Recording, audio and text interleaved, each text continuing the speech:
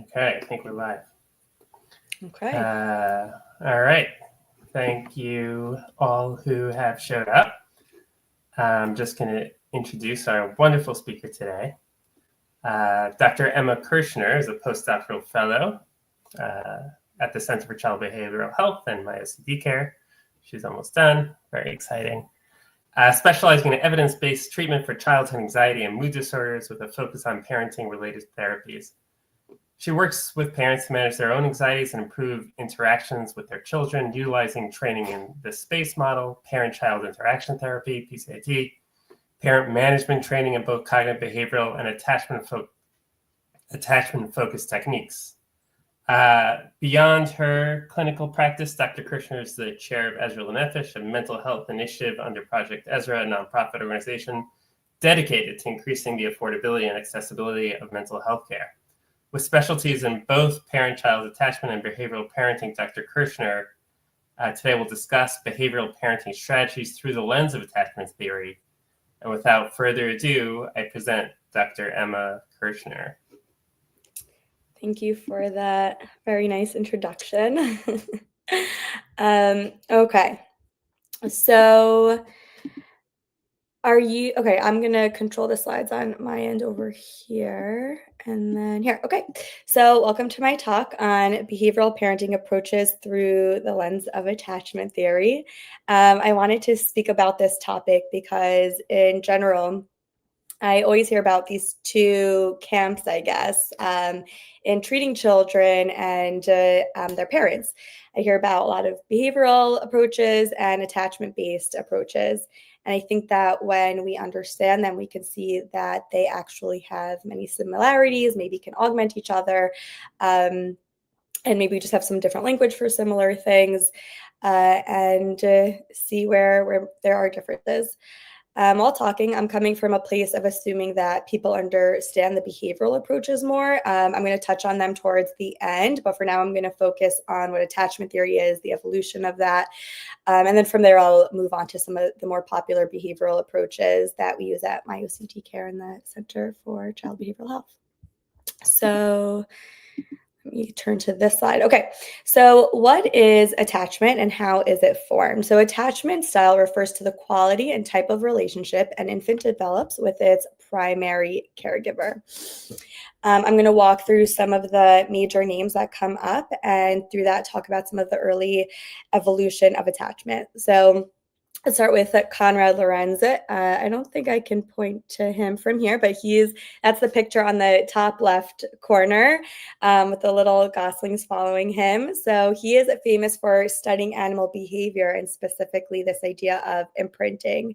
In the 1930s, he completed experiments using goslings and saw that when they hatched, and he was the first person that they saw, they imprinted on him and would follow him around. He saw that there was a bond between a newborn animal and who they thought was their caregiver. Next is Harry Harlow. So later, he came around his experiment was done in the 50s, and he used monkeys in his experiment. So that's like the left picture where you see like some makeshift monkeys over there. So until his experiments, people generally thought that whoever fed their babies, that was their preferred attachment caregiver. And so what he did is that he made a wire makeshift monkey and a more like cozy soft monkey you could see from the picture. And he saw that while the baby monkeys went to the wire one for food, they preferred to be next to the cozy one. So people were seeing that there is more than just food and basics, that there's also this contact comfort that is very important to the caregiver-child relationship. Then there's John Bowlby. So he is a psychologist who, along with Mary Main, who we're going to talk about next, developed attachment theory. Bowlby studied parent-child separation around World War II and the impact that had on the caregivers and their children. He explained that attachment is this quality and type of bond that babies form to their caregivers. Attachment to a caregiver acts as a blueprint for how we expect interactions to work with others in our environment later on. So, for example, a child with a secure-based representation of their parent might feel more comfortable exploring their environment maybe feel like a stronger sense of safety in situations where otherwise they would feel like that's being compromised. So attachment is established by how the caregiver responds and how attuned they are to their child. Another researcher, Benoit, he talks about the evolutionary component to this, since an infant is obviously helpless, right? So closer proximity to their caregiver increases the chance that will increase their survival. So now next is Mary Ainsworth. So in the 70s, she wanted to look at how attachment can be categorized, and she developed the strange situation procedure. So that's the colorful picture at the bottom over there. And she identified 3 overall attachment patterns. So there's secure, insecure avoidant, and insecure ambivalent. The way and reason a child might fall under a certain category is thought to be based on the attunement and responsiveness that a caregiver has to that infant. So the way attachment is assessed in infants in the strange situation procedure, it's basically an observational examination where you have the primary caregiver in a playroom. They have an infant somewhere between the ages of 12 and 18 months. A stranger walks into the playroom, the caregiver leaves, and then after a few minutes, the caregiver comes back. So how the child responds to the caregiver separation and reunification is what determines that attachment style. So how did the child react when the parent left and when the parent returned? Mary Main, so along with Solomon in the 90s, she later reviewed some of these videotapes of the strange situation procedure. They saw that there were certain infants who were unclassifiable, and it was unclear which category they belonged to. They later identified the disorganized pattern, which I'm going to talk about later, but it's generally tied to some sort of abuse and maltreatment. So let's move on to the next slide.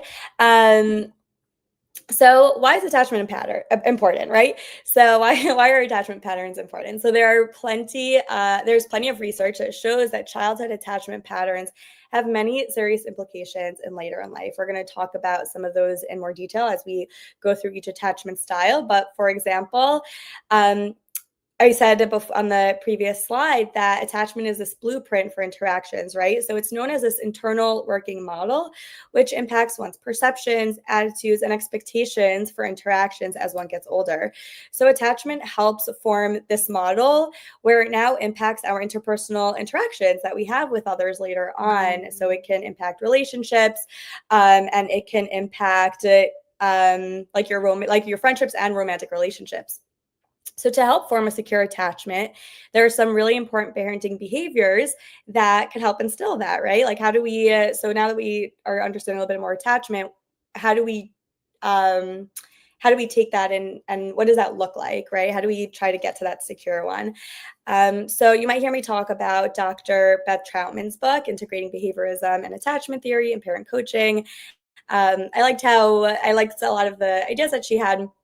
And I wanted to just bring up this graph, this chart that identifies some of the main behaviors that you might see or you would want to see in a dyad, right? So she talks about sensitive responsiveness, support for exploration, synchronous interactions, attunement, delight in the child, and positive physical contact.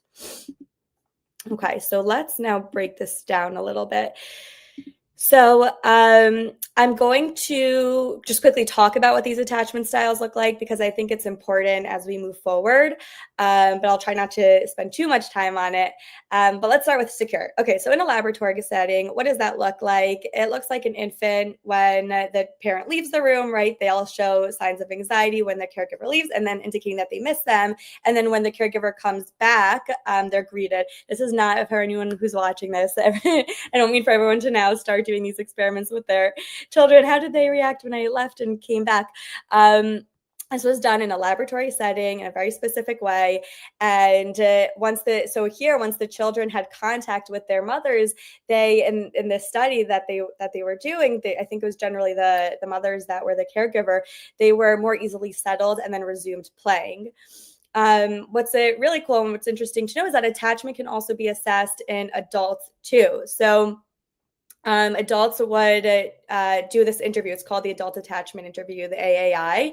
And interviewees are asked about their childhood experiences, and they're asked to describe the relationship with their caregiver. They would give adjectives and then go on to describe like a memory that they had that describes the adjective that they gave. So those that were classified as secure, autonomous on the AAI, generally spoke coherently about their early attachment related experiences. And what's interesting was, regardless of positive or negative experiences, they were clear, they gave examples, and the examples they gave were pretty consistent with the adjectives.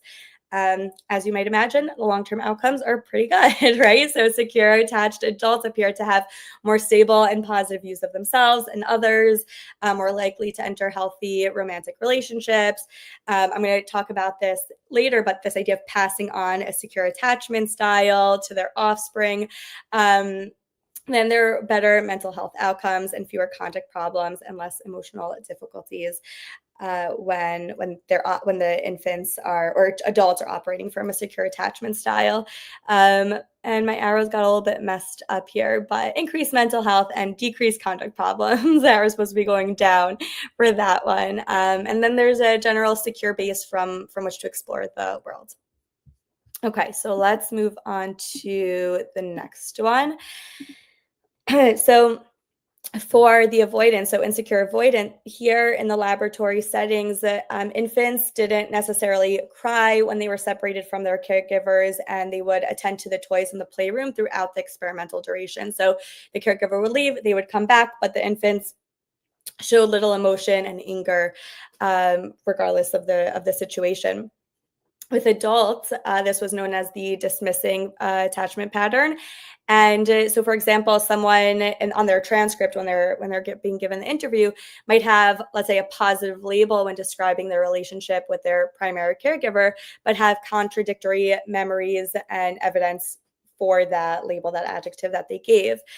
Transcripts tend to be a bit shorter, and there's some denial that the negative experiences really impacted them.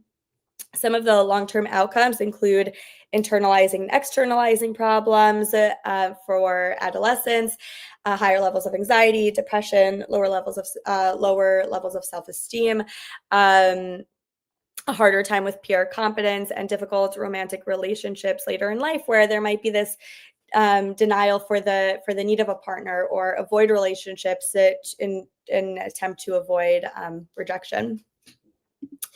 Now let's talk about the second to last one. So this one is the ambivalent resistant. Okay, so here this one looks like where infants would show preoccupation with their caregiver throughout the experimental duration. So infants would cling to the parent, and when that caregiver returned, they would leave, then they come back, right? So the infants did not necessarily go back to playing and exploring. They really would cling to their caregiver. For adults, when talking, I think the transcripts, they tended to be a bit longer and had maybe more vague phrases, and sometimes it would seem like they were still caught up in the situation from the past.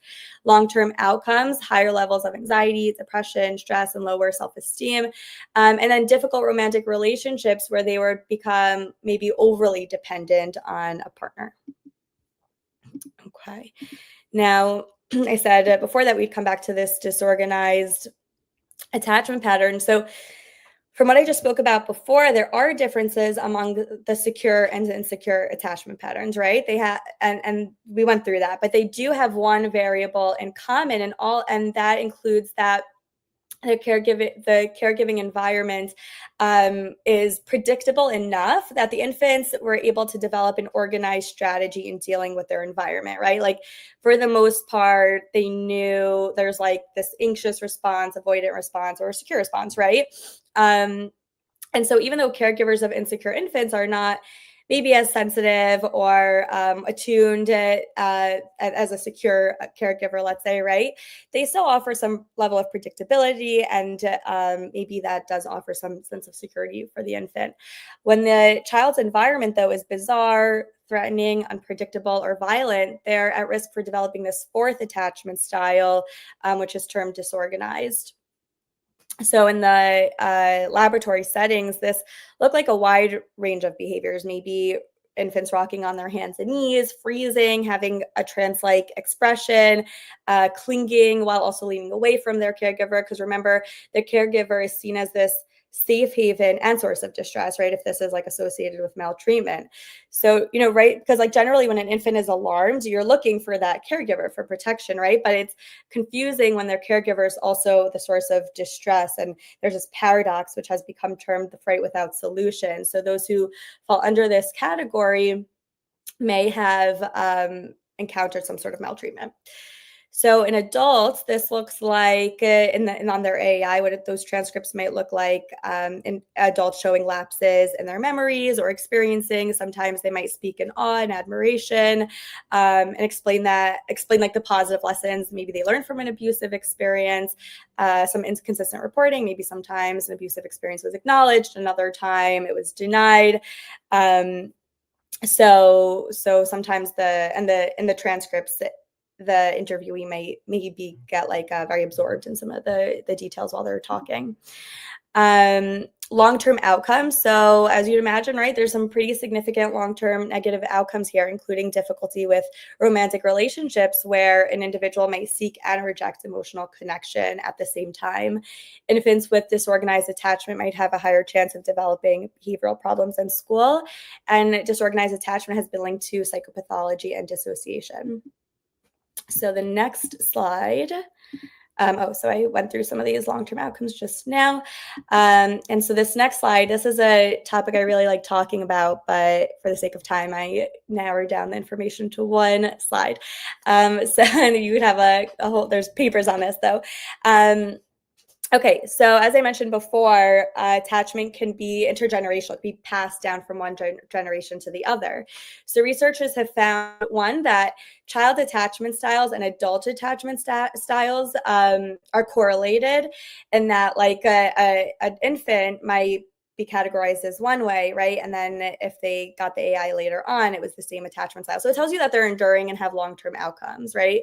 And then attachment patterns have also been found in various research articles show that attachment styles are likely have the ability to be passed down from parents to kids, and support for that is that there seems to be a correlation between parents' attachment patterns on the AAI and then a child's attachment pattern. So why is this important? This is very important, I think, and knowing about this and thinking about this when working with families, with dyads, parents, and children. So we see that attachment doesn't only impact the person, but it also impacts one's offspring, right? So I think this sheds some light on how and why parents might have a harder time or an easier time learning certain skills, but not others. So for example, you might have a dismissing parent and they might have a really hard time being empathic or validating to the child, but we know being attuned is really important, right?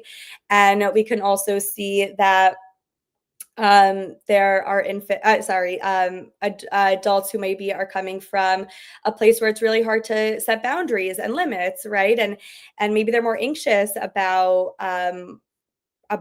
the distress that the child might feel, right? So I think just knowing that there are reasons behind the way a parent might be feeling when working with them is important, maybe, in your clinical work for conceptualization purposes.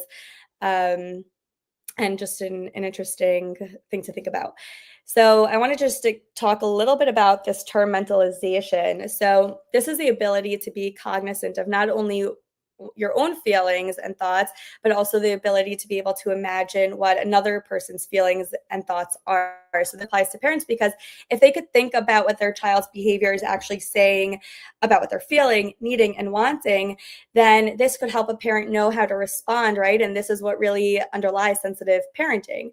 So this ability and exercising this mental muscle can be a protective factor for parents and children, and impede that passing of maybe an insecure, disorganized attachment pattern from forming in that next generation. The idea is for parents to see how their own emotions impact their child. So incorporating this idea and maybe some parent-child therapies out there could be helpful. And there are treatments out there that definitely do this, and attachment-oriented treatments to help strengthen that parent-child bond. And it's worth thinking about. So I bring up ghosts in the nursery, partly because it's, if what I'm talking about sounds interesting and you want to read more about it. It's a metaphor for describing how parents' early experiences may be traumatic. So I like those ghosts can impact parenting styles with their offspring later on. So the nursery, and it's a, a topic that is very interesting to read about. So now I'm going to be switching gears a tiny bit. And the goal of this was to dive into attachment background in a short amount of time, since there's semesters and classes worth of all this information. So this is by no means exhaustive, but I just wanted to do like a quick rundown of that. And now I'm going to talk about what behavioral exchanges might look like and how we could see them through an attachment lens. And maybe just, this is food for thought, or maybe some behavioral approaches can be augmented, or maybe this is just helpful for conceptualization and makes for interesting conversation. So let's move on to behavioral theory. So I'm going to just talk about a couple of the ones that we use, because there's a lot out there and I'm trying to keep this under an hour. So I'm just going to talk about some of the more popular ones that we use here.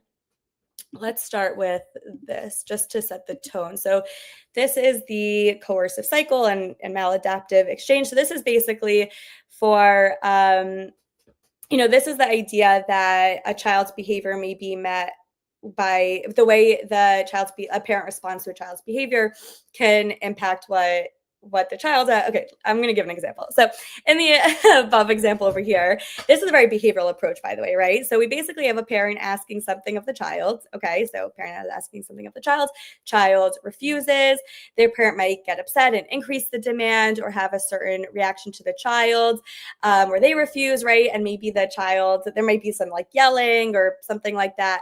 The child might increase their response, right? There could be an escalation like that. Or what can happen is that the parent makes a request, child refuses, parent increases demand, or gets frustrated, maybe yells, right? The child now is also having increasing their non-compliance, maybe there's like a tantrum happening, a lot of crying happening, right? And what might happen then is the parent is like, oh, never mind, right? Like, forget it. And because then there's a lot of relief happening, a lot of negative reinforcement, right? So like the parent said, never mind, that turned off the child's screaming, and the child also learned that they will turn off their parents if they do this behavior, right? So everyone's getting relief in this way, and that can really snowball into some pretty significant behaviors. So I'm going to talk about, again, I said I'm going to talk about some of the more popular behavioral methods that we do at the practice. Again, this is certainly not all, but let's talk about them and about what they might look like through an attachment lens, okay? So the information with all these slides I'm going to be talking about is either from various research articles, the main websites from the different topics the different approaches I'm going to be talking about, some of my own ideas, and from books that I've read. So for PCIT, so this is it says parent-child interaction therapy, right? If anyone doesn't know what PCIT stands for. And this was developed by Dr. Sheila Iberg in the 70s for children with behavioral challenges, aggression, and oppositionality. So there are two phases. There's the child-directed interaction, the CDI phase. This is where a child leads the play and the parents are encouraged to use their pride skills, which I'm not going to go into so much detail about what they are. That is, if anyone's interested, definitely check that out. But the goal is to really help increase positive communication and have the parent show this special attention to the child. And the aim is to really enhance the relationship here, right? Through the skills that the parents are learning, it's hoped that the caregivers are seen as the supportive figure and increase warmth in their interaction. So I'll give you a glimpse. The P is for praise, right? Through praise, the R for reflection, the D for describe, behavioral descriptions, right? These are skills that the parent is learning into how to give this special parental attention to the child. Something, and these are coded. There's a whole program for this. There's also enjoyment that's also spoken about. It's not necessarily coded for, but it's something that is observed and focused on as well. And this refers to having the parents maybe be more animated, appearing happy when they're playing with their child. And this would increase warmth and the child's self-esteem, because imagine from like a child's perspective of like, oh, wow, like my parents are so happy to be playing with me right now. Like I must be great. I think like that can be a really nice message, to be sending that child. And I think of CDI as this like time in phase, right? And I think this is really a necessary part in order for the discipline and the, dare I say, timeout portion to be effective.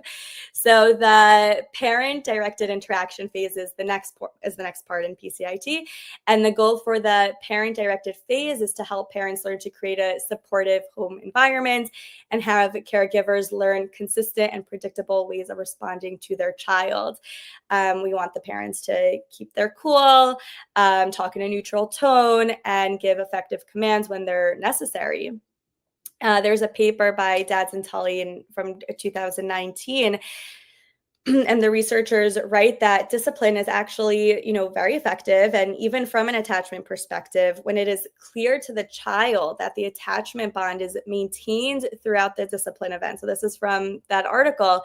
In PCIT, you have this idea that you have CDI, right? That's your time in, that's your special time. And perhaps a timeout will happen, right? And then you're always going back to the CDI time after, right? The message that the parent is giving is that they really care about the child. They don't approve of the behavior that was done, like the hitting or the kicking or spitting, right? Whatever it is. And they believe that the child can show self-control and positive behavior.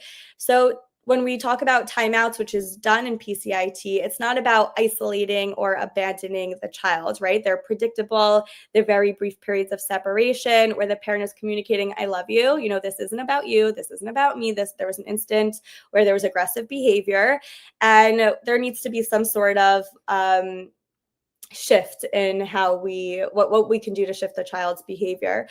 So what is not good though, right? And what would be unsuccessful is what a parent might resort to otherwise, of like, on the spot saying like, get out of my sight, go to your room, get upstairs, whatever it is, right? Like that would probably hurt the attachment bond. And so it depends, like, what are we talking about when we say like timeout and using that? I also want to mention one quick article by Belanger and colleagues from 2023, like last year, right? So that's a pretty recent study, and it's preliminary, but I really liked it. And it gives a really nice overview of attachment theory and how it can augment PCIT. So they point out that PCIT retention rates can sometimes be lower in clinical settings, and how incorporating attachment-based approaches. So in their study, they used intervention called Circle of Security Parenting before the PCIT treatment. And, they thought that it could really increase participation and motivation to engage families in the treatment. So the study was done with children who've been maltreated, and adjusts some of the PCIT methods. But overall, it does, make me wonder that in general for parents who find it hard to implement, if teaching about attachment and intergenerational transmission, and how using their pride skills, for example, can build attachment and may decrease the chances of parents dropping out. For the PDI phase, I like the authors talk about teaching the parents, especially if there are parents who have a hard time taking charge in the home, maybe due to their own childhood experiences, right? If they learn to set boundaries, which all parents obviously need to learn to do, right, in a way that minimizes some of the distress for them and generally occur, I think that if they're able to learn to do this in the PDI phase, they're showing the clinician could help show the parents and the child how to have a healthy relationship with authority and boundaries, because that's an important life skill, right? That's something that we want people to be able to tolerate as they move forward in life. Okay, so let's talk about PMT. So this approach, so there's different types of PMT approaches. This is the one that I'm talking about is for the most part, I'm going to be talking about the Kasdan method. This information is based off of the book that was published in 2008. I'm just going to quickly run through some of his ideas. And overall, I don't know that in PMT I've personally seen like articles where there's like a link between PMT and attachment the same way as like there's stuff on PCIT. But I'll say a little bit about like how I think of it and how I use it. So there's PMT Kasdan, and there's also the Oregon method. And they both use a lot of like positive reinforcement, right? So there's consistent positive reinforcement. There's very clear rules, predictable consequences, and there's a lot of like positive intention that they emphasize. And I think that the Oregon model specifically, I think there's like a strong emphasis on, parents, how they respond and some how we want that to how they respond empathetically. Okay, so the major elements of PMT are praising, right? So you want that to be enthusiastic and specific. A gentle touch on the arm or a high five, that can be super helpful too. And I think that's because touch can bring about feelings of closeness and can be very comforting. There's a very strong emphasis on catching the child doing positive behaviors and praising them, which obviously can be very powerful behaviorally, right? You're increasing the chance that you'll see that again.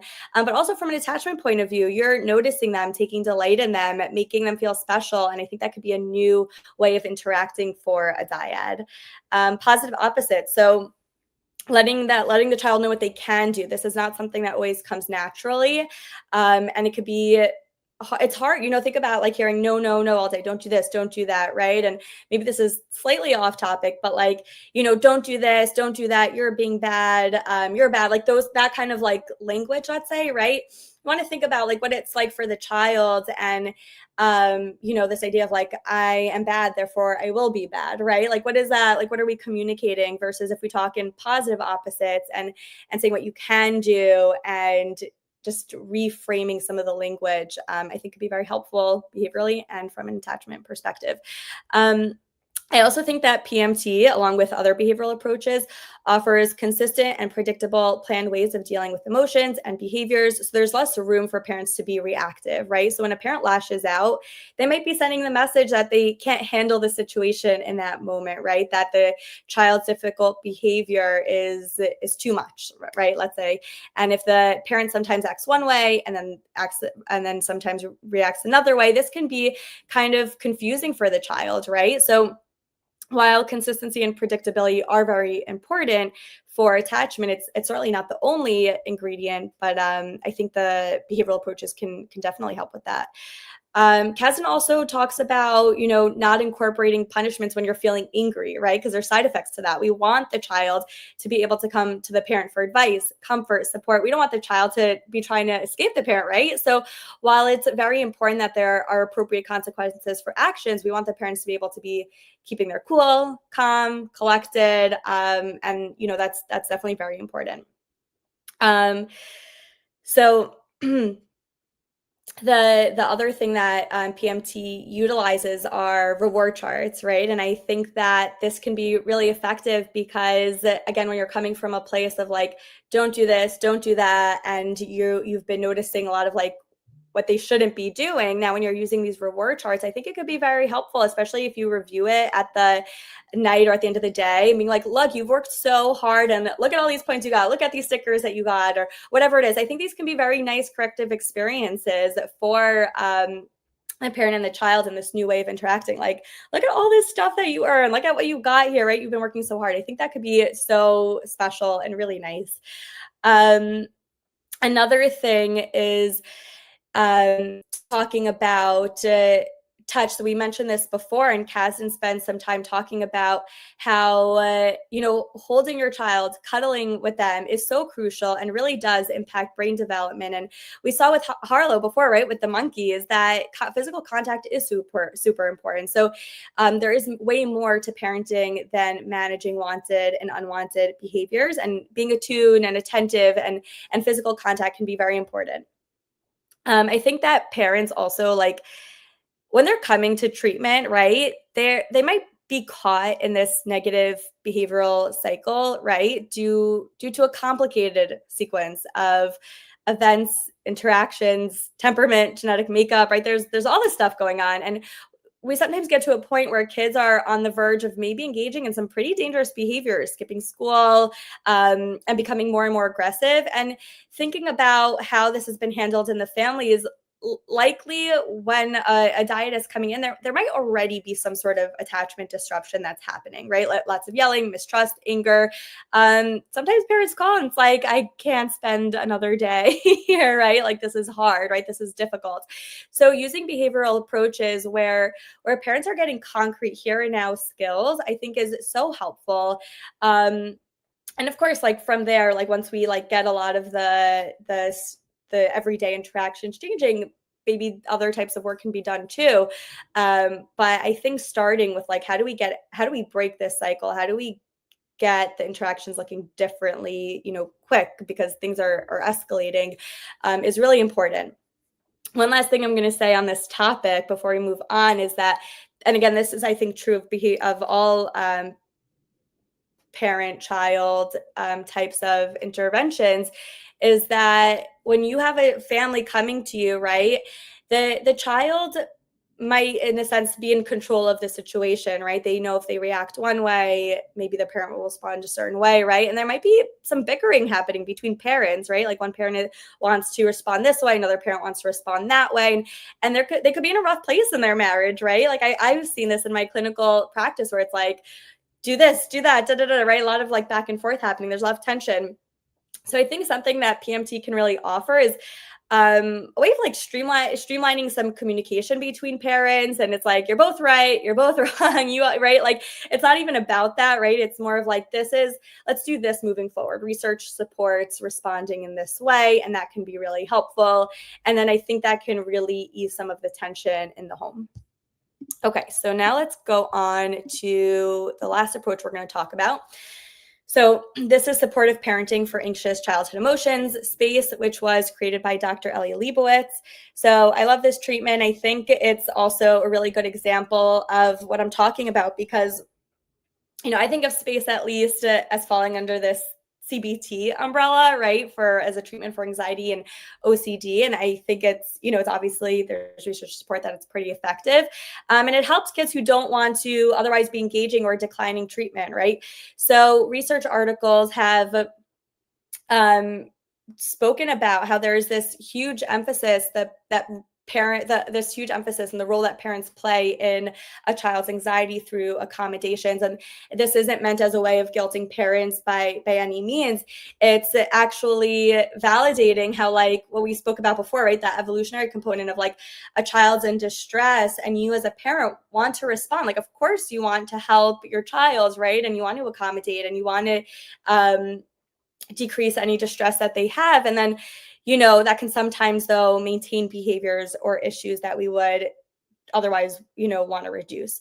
So, and they talk about, in the training, they talked about Harry Harlow also, and the biological need to protect one's infant and child. So, but what happens, right, when the child is sort of caught in this excessive anxiety, there's a lot of false alarms going on, right? And parents are accommodating, and could that be making the anxiety worse? What message are we sending of like, yes, this is something that we should be accommodating because it is scary, right? Like, are we saying to the child that there is something to be afraid of if we accommodate? And just we want to give that some thought. So SPACE uses supportive statements, which is taught to parents to use with their children. Like, this is hard, right? Like, there's this empathy there, right? This is hard. And supportive, right? And I'm here for you. I believe you can do hard things. And I love that that's the message that is being sent here, right? It's, like, you're feeling anxious. This is so uncomfortable. I believe you can make it through, right? You are worried. I see that. You can do this. And I just think that's such a beautiful message that parents can send to their children of like, I see you. I see how hard this is. And you are strong and you are capable. And, you can do this. And I think that from an attachment perspective, right? Like, that would become the child's inner voice as they are getting older, right? And that could be the way they talk to themselves, which is beautiful, right? So while we are decreasing accommodations, I think it's crucial that we are also increasing support, obviously, right? And we don't want this to be like, okay, now we're just gonna totally, not we're gonna say we're not doing XYZ anymore, and we're going to stop doing things that was regulating for them without making up for it in some way, right? So we spoke about this idea and other methods, but again, I think it comes up where parents might their natural instinct, right? Their natural reaction might be something like, oh my gosh, like get over it, you're acting crazy, right? And I think that with space, teaching parents how to be less reactive, more in control of the situation, learning to accept that the child's anxious and they're going to instill confidence that they can make it through, right? We give these supportive statements, we validate their emotions, we're showing empathy, and that this is that what they're going through is really hard, and showing empathy can also be really hard sometimes, especially when like the issue at hand is like so foreign to us, and then it shows that you can believe that they're gonna make it through, right? So overall, I think attachment theories focus. I hear mentalization a lot, and behavioral theories. I hear a lot about like the direct interactions in terms of like decreasing certain behaviors, right? But there is evidence to support both, right? There has been research in both, and I just think it's interesting that, can they augment each other? Are a lot of what they're saying the same, right? And just some food for thought there. So this is the last slide to sort of summarize all of this. The areas that I think that like they're the biggest differences, we spoke about this, is let's say physical contact, right? So attachment theorists have talked about using contact more when the child is struggling, whereas a behaviorist talks about the reinforcing value it has, right? So stress is maybe, that high five, the pat on the back, right, during positive moments. I guess that's like an area of difference. And then active ignoring. So, and timeouts, right? Like, so we could probably have like other papers on this. These are probably one of the larger areas of differences with attachment, right? We spoke about there's this emphasis on responsiveness, right? So active ignoring doesn't feel like it's in line with that. And I think that with the active ignoring, right, when we're thinking about, at least with PCIT, knowing, like understanding what that means, right? You're not ignoring the child, right? You're not ignoring the child, but you're ignoring the disruptive behavior, right? Does that make sense? So you're not ignoring the child who fell and needs a hug now, right? You're not ignoring a child who's like needing some sort of like comfort in a specific like instance of like hurting themselves or sick or something like that. It might be like you're sitting there playing, at least in PCAT, you're sitting there, you're playing, right? And then the child like gets up and they're spinning in circles, or like I don't know what they're doing, right? And you're ignoring that behavior. You're right there with them, but your attention is all shifted to what you're doing, and you're talking about what you're doing with this idea that maybe they'll come back, right? The behavior that is being ignored is very specific and it's used sparingly, right? So I think it's just important to think about what we're talking about when we're talking about it ignoring. With timeouts, so I think that timeouts can be used to, I think, establish like this hierarchy in the home where it feels so out of control and chaotic, right? And thinking about like a parent who's coming from a place of like, that initial reaction of like, you need to go to timeout and you have to go to your room and close the door, right? And that's not the timeouts that we're talking about, right? There's research from Dads and Tully. I mentioned this article before, right? They completed a research study looking at various discipline strategies, and when they considered attachment, family systems theory, and other important models, timeout, when done consistently and the way it is supposed to be done, really helped with problems that the child and family were experiencing and enhanced the child's well-being. So timeout is not being done with any other piece. You're not just having a family come with you and you're like, oh, this is how you do a timeout and you're good to go, right? That's not the case. This is not even, this is not the goal of treatment. This is not the focus or anything like that. And in PCIT, at least, it's done after the relationship is enhanced, and timeout is helpful when done effectively. And I don't think that we need to get so bogged down on this piece and ignore a whole treatment that could otherwise be so helpful. On the topic of timeouts also, There was this survey that was done in 2017 where parents said that timeouts were ineffective, but it turned out they weren't doing them well, and once it was deemed that timeouts didn't work, it's suspected that that's when this like new wave of like maybe very permissive parenting style started, or too harsh punishments, right? Like what happened then? So we said timeouts aren't good, or if that whatever happened, right? And now are the replacements better? Or like, what's going on there? So I think there's a lot of research. I mean, there is a lot of research to support that effective parenting strategies and timeouts are more like the methods that use timeouts are more effective than methods without them. And, remembering that timeout is safe and just what a timeout is like, just you're just removing positive reinforcement that's around the child. That's what it is. You're not, sending them upstairs to be in a corner in a dark room or anything like that. Right. So there's so like that. So that's maybe some of the differences, but for similarities, physical contact. So at the end of the day, like they are both stress and both under both the theories, I guess. Play, everyone agrees that play is really, really important. Attention, praise, attunement, being empathic, right? So that's it. That's extremely important. And offering a stable and consistent environment and the way you respond is crucial. So I think that overall, so sometimes parents are coming for treatment and have negative experiences with discipline, maybe from their own upbringing. So I think that having these consistent, predictable ways of setting limits can be very healing and show both the child and the parent that there is a healthy way to set limits, right? Even with timeouts, you're always coming back and you're always trying to get back on the right foot, right? So I think this is very powerful that you can set limits. Maybe a timeout is needing, but it's never a surprise, right? It's never just like a reaction that came out of nowhere. You're always right there and you're like, they're always coming back, right? At the end of the day, discipline strategies are extremely important for healthy child development, which is supported by research, and doing so in a consistent, predictable, and controlled way where 80 to 90% of the time there's everything else, right?